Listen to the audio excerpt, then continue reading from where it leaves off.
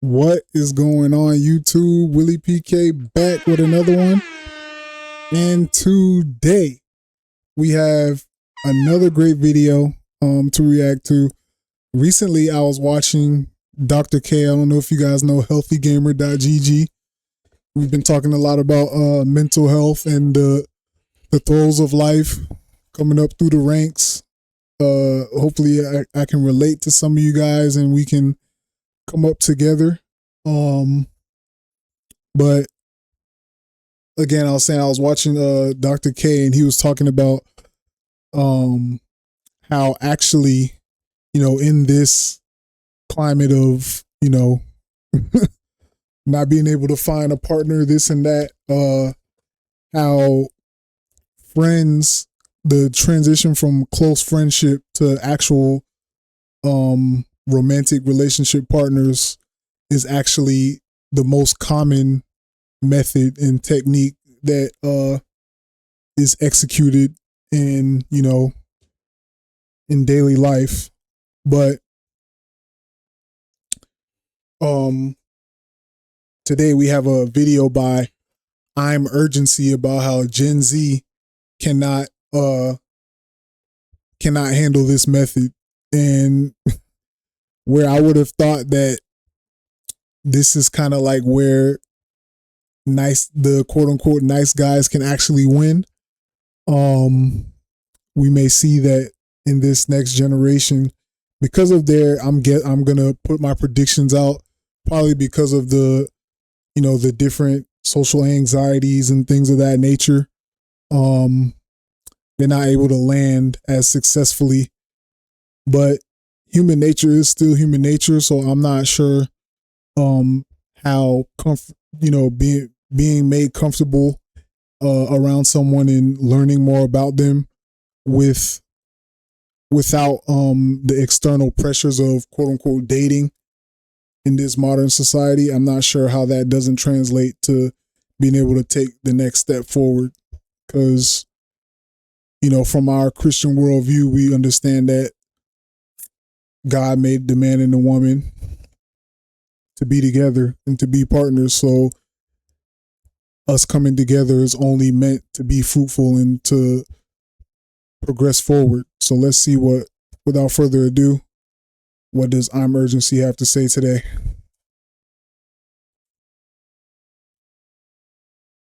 Well, you asked and you shall receive. What?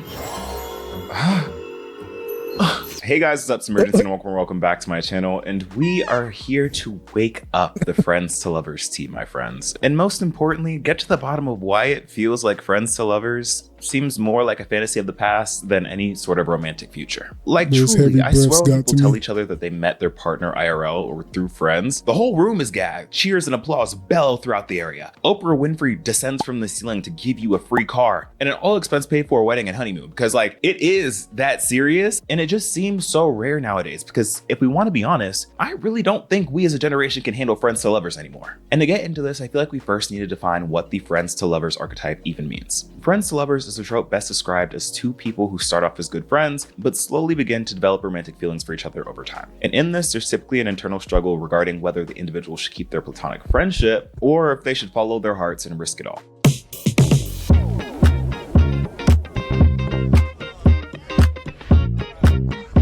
And it's honestly a tale as old as time, and something that we've seen so much of in TV and media growing up, and surprisingly was the primary way people used to date before the internet. Like, it's so common in fact that it's the go-to trope that we see in most sitcoms where there are male and female characters who are friends. Like, classic examples of this are Nick and Jess from New Girl, Jim and Pam from The Office, Janine and Gregory from Abbott Elementary, and my personal favorite, Sam and Freddie, and then really Carly and Freddie from iCarly. And I think what really draws people in about this relationship type is the whole will they, won't they of it all. Like, there's something so special and almost electrifying about watching people who have helpful chemistry succumb to their underlying desires for each other. Like, that's low-key the epitome, or I mean, sorry, epitome of classic romance.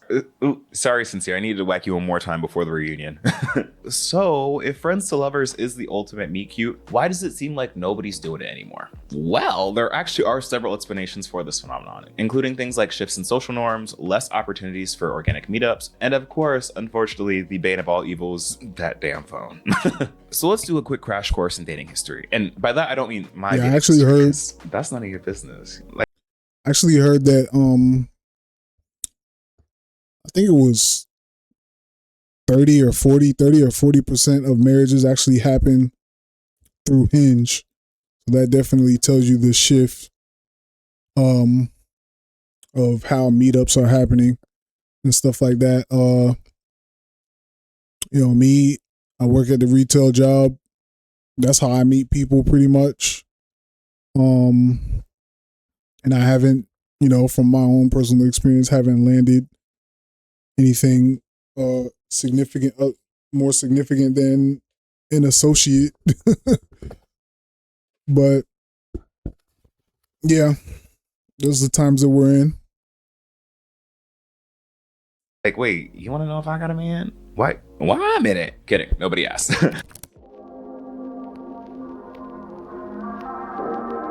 Now, why do I say that Gen Z can't handle a good Friends to Lovers? Well, let's start by talking about what was going on in the good old days. And by the good old days, I mean basically any day before this one, because the dating pool is trash right now. I think Friends to Lovers seems like a thing of the past due to attitude shifts around dating and the abundant access to technology we now have. With likely, if the YouTube demographics are right, you watching this video, and myself included, being probably too young to remember a time pre-internet. However, there were decades in which people met the old-fashioned way, through friends, work, school, on the street. Like, your social network was basically only made up of people in your neighborhood or third spaces, which, if you're unfamiliar, is a social environment separate from your home, which is the first place, your workplace, the second place, and anything in between being your third place, where you can relax, socialize, and build community. Notable examples of these in current day are things like coffee shops, libraries, church, book clubs, or little events or hangouts thrown by friends, like say an admin night. And I'm not bringing that up for any particular reason, but like if you do happen to live in the LA area between the end of August and beginning of September, I would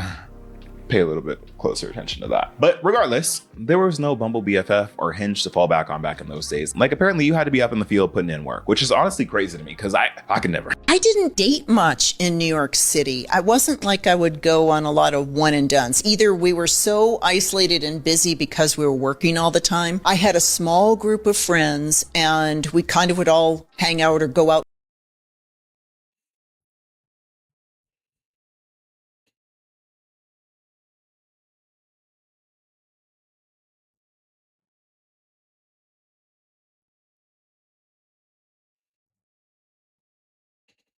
together. So dating for me wasn't big. Like, the idea of someone being pre-vetted is part of what makes being friends first so appealing. When you're able to get to know someone as a friend, you see their quirks, you understand their values, and you get to see them holistically before any expectation or thought of romance has even entered the picture. You know what the best relationships are? The ones where both parties start off as friends. Like, I think it's so cute when a couple started off as friends and then over time they started to develop feelings and attraction for one another, and then that friendship leads to a romantic relationship. Meeting people within your community or through mutual friends allows for a natural evolution of feelings. Like, the role of friends introducing each other is a crucial one, because while Hinge might introduce you to a bum that you have no business being around, your best friend likely won't. I mean, hopefully.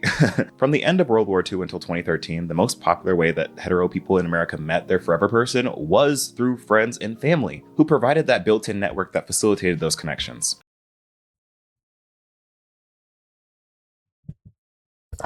That's interesting because actually, while being on YouTube, I heard, I think it was an advertisement of someone made an app, and it was basically, the concept was to use your contacts. I guess it's like Facebook dating, honestly, but to use your mutual friends in order to set you up with people that's more likely to be, I guess, around your area and stuff like that. But it's still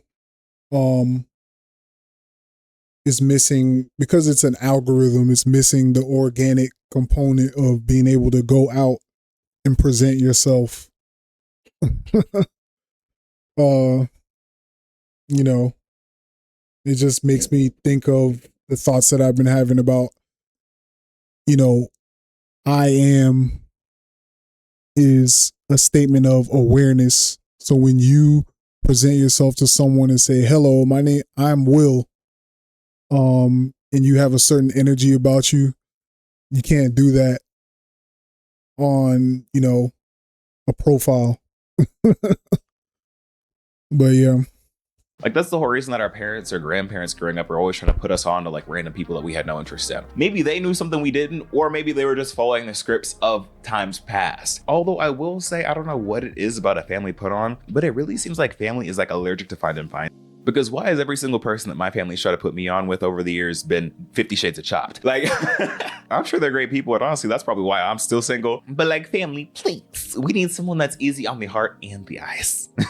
The rise of the internet has allowed individuals to meet romantic partners while cutting out the middleman, so to speak. In 2009, 11% of couples who met online still did so through some form of friend intervention. However, by 2017, that number had plummeted to just over 3%. Like, you know that little term work husband or work wife? Like, who knew y'all were taking that literally? The Society for Human Resource Management's 2024 survey found that 33% of American workers have been involved in a workplace romance, an increase from 27% pre-pandemic. From the late 1970s to the early 1900s, nearly 1 in 5 US couples reported having met in the workplace. Now, that number is closer to 1 in 10. Yeah, we really not fraternizing with our coworkers no more, huh? Like, I mean, I understand why. Like, workplace romance has seen a decline due to factors like remote work, companies having stricter protocols regarding relationship disclosure, and general social awareness growing around workplace power dynamics. And maybe it's a good thing that office romance is on the downturn, because last thing we need is another Coldplay concert fiasco.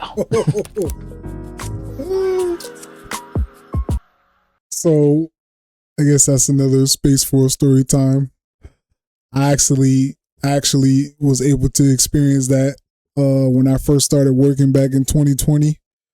Of course, that only lasted for about 3 months, but they say coworkers are not, there's nothing, it was nothing actually happened between me and this person.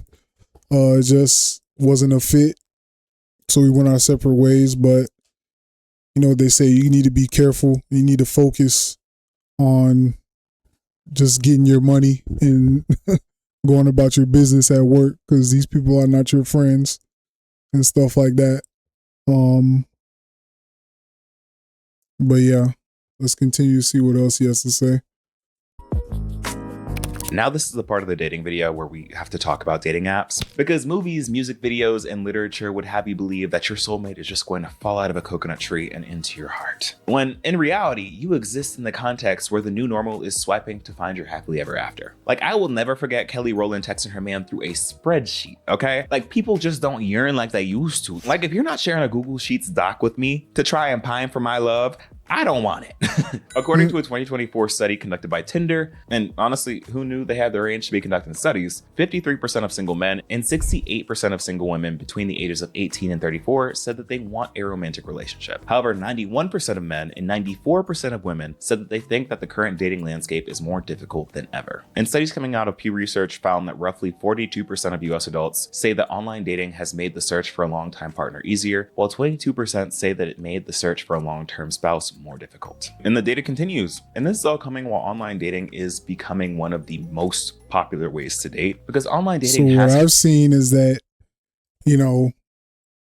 online dating is more of a lottery. It has more of a lottery aspect to it, and it's not designed for you to win. It's just designed for you to keep spinning the wheel, swipe, whatever subscription, whatever they have, they're trying to get you with. I even did that. I paid $200 to get on, what was it called? eHarmony, and see what someone was going to respond, which was, just a waste of money. But yeah, online dating, I definitely have stepped away from that. And just try to focus on myself and be able to present myself in a coherent way. What about you guys? What's your experience been like?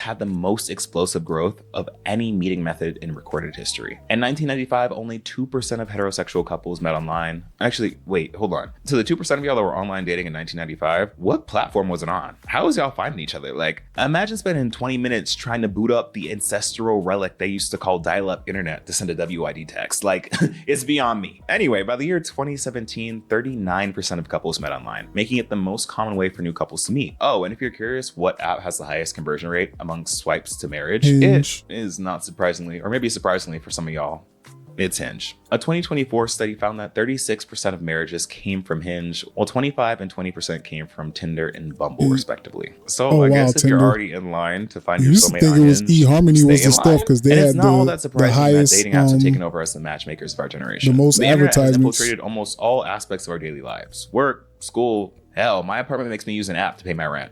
Shout out Bill, sponsor this channel, please. Again, I need the money. So it's just par for the course that the internet plays a role in our love lives. And I will say, I do think there are some tangible benefits to online dating. Like, they're easy to use and allow you to chat with people you ordinarily might not have ever run into, and also help you filter out certain attributes that might be deal breakers, like things like location, religion, or political leaning.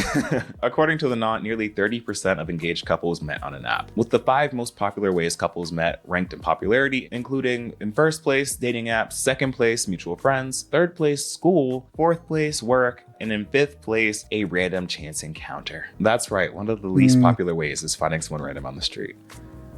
Sad. But seeing mutual friends in second place means that not all hope is lost. The Knot also found that 16% of couples in 2025 met through common friends, with 15% in 2023 and 16% in 2022. And I think that this number can continue to grow if we invest in joining more third spaces like run clubs, pickleball leagues, art classes, or any of the other kind of extracurriculars that we can spend our adult lives in. And we also just have to be open and So ask my each other to set solution us to up. that, my solution to that, one thing I did try in my day is I tried to get out there through meetup.com.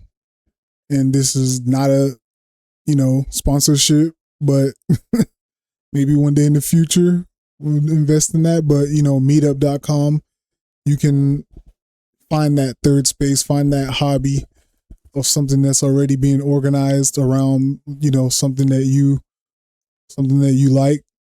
I went back and tried to get back into basketball, which unfortunately came to an end shortly after that, probably about a year after that, due to my torn Achilles, which brings me to y'all here. But yeah, definitely try something like that. One of these third-party apps that's organizing events for you to be a part of.